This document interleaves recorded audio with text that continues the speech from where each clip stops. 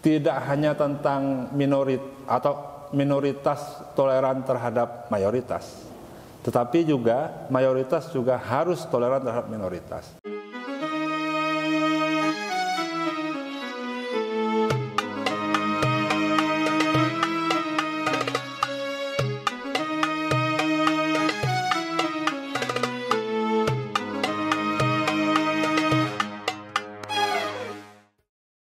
Record, 2 record, 3 record, timer on.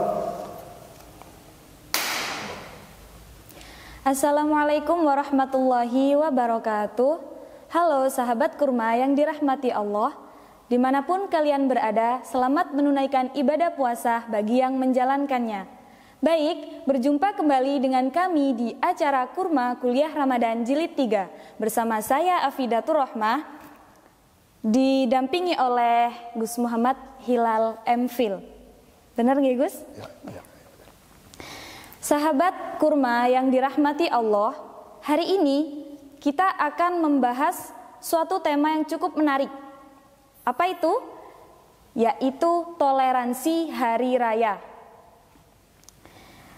Jadi sebelumnya saya ingin bertanya kepada jenengan Gus. Jadi toleransi jika dikaitkan dengan agama itu bagaimana sih? Kemudian di dalam Islam atau di dalam Al-Quran itu diajarkan seperti apa? Baik, terima kasih Mbak Fida. Sebelumnya Assalamualaikum warahmatullahi wabarakatuh. Waalaikumsalam warahmatullahi wabarakatuh. Mbak Fida dan kepada pemirsa semuanya. Tema kita tentang toleransi. Jadi perlu dipahami toleransi itu bisa kita maknai begini. Biasanya paling umum adalah kesepakatan untuk berbeda. Jadi kita sepakat untuk berbeda. Misalnya saya dengan Anda itu punya perbedaan dan kita sama-sama tahu perbedaan itu. Kemudian kita sepakat saja bahwa ya sudah kita berbeda, nggak usah saling memaksakan, nggak usah saling memaksakan harus sama, nggak usah begitu. Nah biasanya toleransi itu dalam banyak hal, perbedaan dalam banyak hal. Bisa dalam hal agama, itu yang paling sensitif isunya. Kemudian bisa juga dalam hal suku, bahkan politik, misalnya sikap politik sebentar lagi tahun 2024 itu ada pemilihan, ada hajat politik, itu pasti banyak sekali berbeda pendapat. Toleransi penting di sana.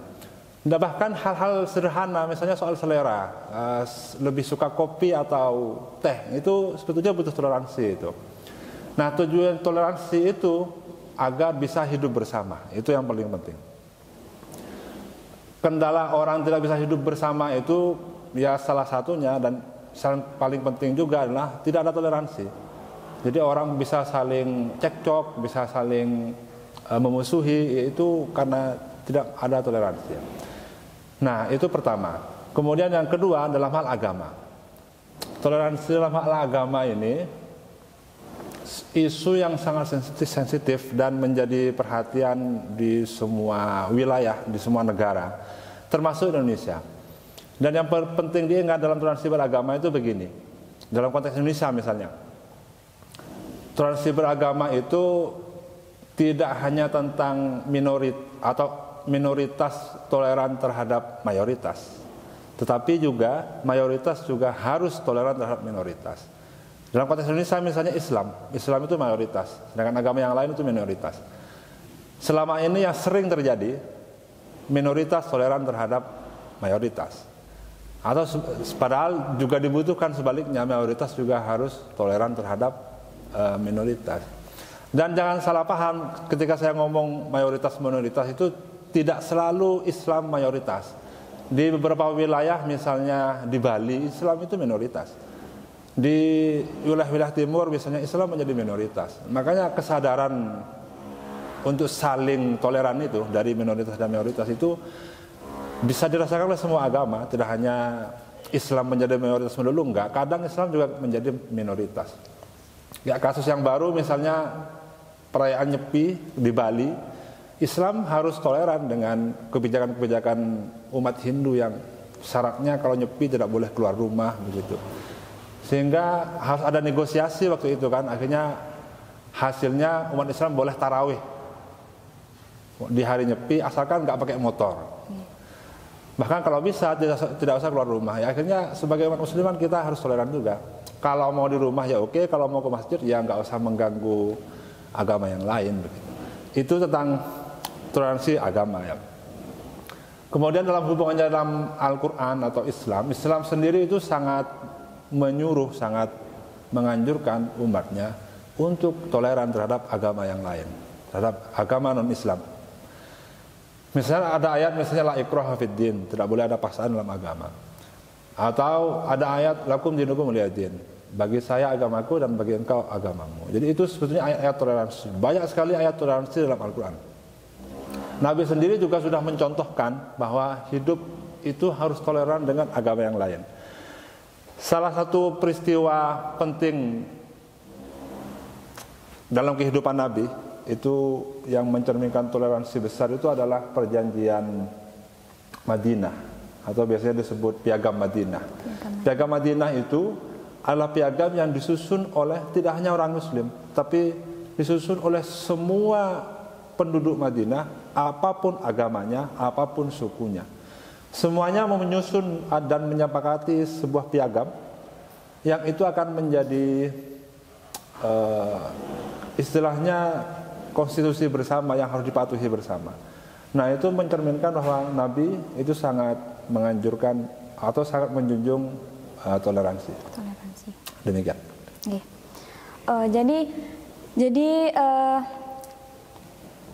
toleransi itu bisa dikatakan sebagai menghargai sesama gitu ya Gus ya? Ya. Menghargai antar sesama walaupun kita berbeda agama. Betul. Ya. Nah, kemudian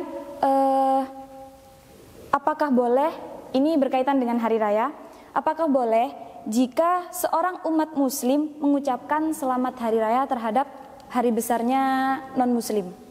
Misalnya seperti Natal, selamat Natal gitu, boleh tak? Ini isu sensitif juga ini sebetulnya. Di kalangan ulama muslim itu ada beda pendapat. Kalau ulama klasik itu kebanyakan ngomong nggak boleh. Anggapannya kenapa?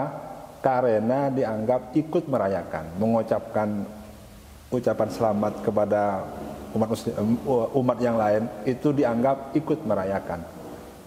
Dan menurut mereka itu nggak boleh, karena ikut merayakan berarti meridhoi agama mereka, dan agama mereka salah, meridhoi agama mereka berarti meridhoi kesalahan. Kira-kira begitulah jalan berpikirnya. Tapi ada ulama lain yang menyatakan berbeda. Ulama yang lain itu misalnya mengatakan bahwa tidak otomatis kalau kita mengucapin salam maka kita meridhoi, itu nggak otomatis. Itu cuma sekedar ikut berbahagia saja, cuma apa ya, sama seperti kita punya teman yang lulus kuliah kemudian kita ucapi selamat, kan tidak otomatis kita ikut lulus juga begitu. Logikanya begitu kira-kira alur berpikirnya. Nah, dalam pandangan saya pribadi, saya setuju kepada yang nggak apa-apa ngomongin ucapan selamat itu. Pertama ngomongin ucapan selamat itu saya cenderung kepada jalan berpikir yang nggak otomatis kita ridho, nggak otomatis kita menjadi, karena mengucapkan ucapan selamat begitu tiba-tiba menjadi umat yang lain begitu, nggak otomatis begitu. Jadi ya biasa saja kita kayak ucapan selamat selain hari raya itu juga berlaku seperti itu. Cuma bagi teman-teman yang ikut pendapat yang nggak boleh, nggak mengucapkan juga nggak apa-apa. Yang penting nggak membenci begitu, nggak mencemooh. Itu problem kita kan, mencemooh sebetulnya. Kalau misalnya nggak mengucapkan, ya nggak apa-apa. Umat yang lain juga akan ngerti kok. Misalnya, oh itu nggak suka saja kalau mengucapkan. Atau begitu juga sebaliknya, ketika umat lain nggak mengucapkan ucapan selamat hari raya kepada kita, ya kita kan juga ngerti ngapain juga mereka ikut mengucapkan ucapan hari raya. Itu pertama ya. Terus yang kedua, ada beberapa konteks yang orang harus mengucapkan selamat ya Bang. Orang Islam misalnya menjadi pejabat, bupati misalnya, atau menjadi presiden. Ketika ada perayaan umat yang lain, itu dia harus, karena sebagai presiden dia harus mengayomi semua masyarakatnya. Walaupun itu muslim deh. Walaupun itu muslim, itu harus dalam konteks itu, Kemudian bagaimana tanggapan jenengan tentang hal ini? Hal ini apa maksudnya? Barusan itu mengenai apa umat Muslim dengan non Muslim tentang hari rayanya masing-masing. Kalau menurut saya nggak apa-apa. Menurut saya pribadi ya, itu nggak apa-apa. Saya juga punya banyak teman yang agamanya beda-beda. Saya juga mengucapkan hari raya mereka. Yang Hindu saya ucapkan hari raya Hindu, misalnya Nyepi begitu. Yang Natal ya saya ngucapin Natal. Yang agama yang lain juga begitu, misalnya Konghucu ada perayaan apa begitu ya saya ngucapin. Kalau ada teman, dan itu saya lakukan tertutup maupun terbuka. Tertutup misalnya hanya melalui pesan pribadi di WhatsApp, ataupun terbuka misalnya di media sosial begitu. Karena bagi saya itu nggak masalah. Cuma saya juga menyadari teman-teman lain mungkin nggak suka seperti itu, dan nggak memaksa orang lain untuk ikut-ikutan suka, ikut-ikutan setuju. Begitu menurut saya. Kemudian terakhir ya Gus, jika ada suatu permasalahan seperti ini, misal ada non-muslim yang ikut serta dalam perayaan hari rayanya orang muslim. Kemudian ketika sudah tiba hari rayanya non-muslim, kemudian si muslim ikut serta dalam perayaan tersebut dengan catatan ingin membalas kebaikannya karena kemarin pas hari rayanya si muslim tadi, non-muslim ikut merayakan. Nah, apakah itu boleh? Apakah itu disebut dengan toleransi, sedangkan dalam Islam justru tidak diperbolehkan? Siapa bilang nggak diperbolehkan? Begini, lihat konteksnya dulu. Jadi memang ada beda pendapat lagi ini. Harus saya luruskan begitu ya perinciannya.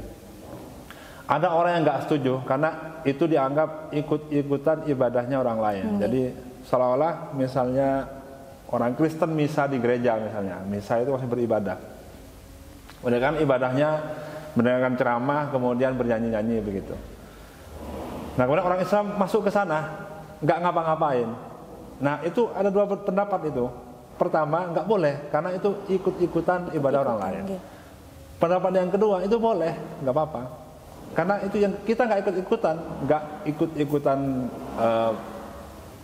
ikut-ikutan bernyanyi. Kalau ikutan mendengar penceramah ya kita nggak bisa menutup telinga terus menerus kan, jadi nggak masalah juga begitu.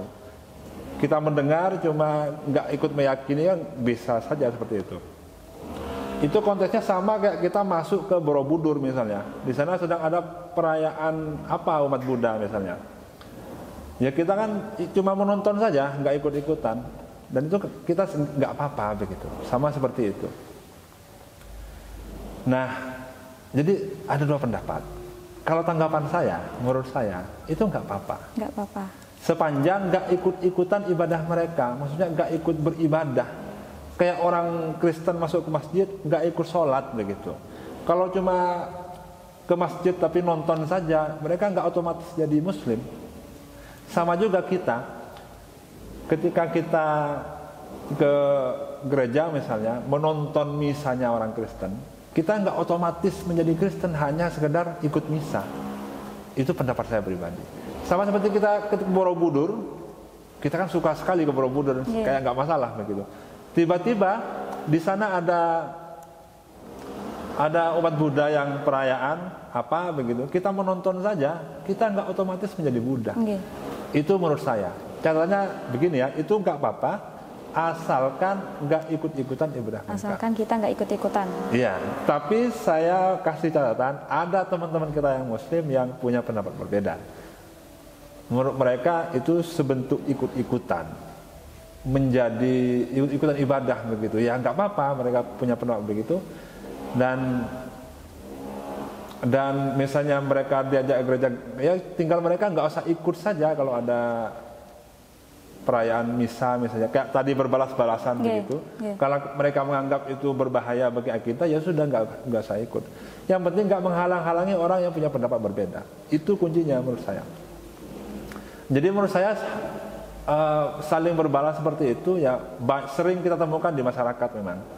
Yang bahkan saya pernah mengikuti acara tahlilan ya istilahnya, kalau orang Jawa itu orang 17-an misalnya itu ada baca tahlil apa begitu. Itu yang Kristen juga ikut, tapi mereka nggak ikut tahlil begitu, cuma ikut 17-annya. Nah begitu juga, itu sering kita lihatlah di masyarakat, dan menurut saya itu nggak apa-apa. Menurut saya nggak apa. Cuma orang yang nggak suka ya nggak usah ikut, tinggal begitu saja. Begitu saja.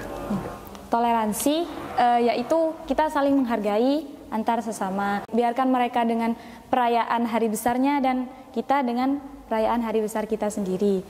Baik, sahabat kurma. Terima kasih Gus Hilal atas waktunya jenengan. Semoga apa yang disampaikan barusan oleh Gus Hilal itu bisa menjadi hikmah bagi kita semua dan juga bagi Gus Hilal. Amin, amin. Sahabat kurma yang dirahmati Allah, mungkin cukup sampai di sini ya pertemuan kita di kuliah Ramadan jilid 3. Sampai jumpa di tahun depan. Berhubung sebentar lagi kita akan merayakan Hari Raya Idul Fitri. Selamat merayakan Hari Raya Idul Fitri. Mohon maaf lahir dan batin dari kami. Akhirul kalam. Assalamualaikum warahmatullahi wabarakatuh. Waalaikumsalam.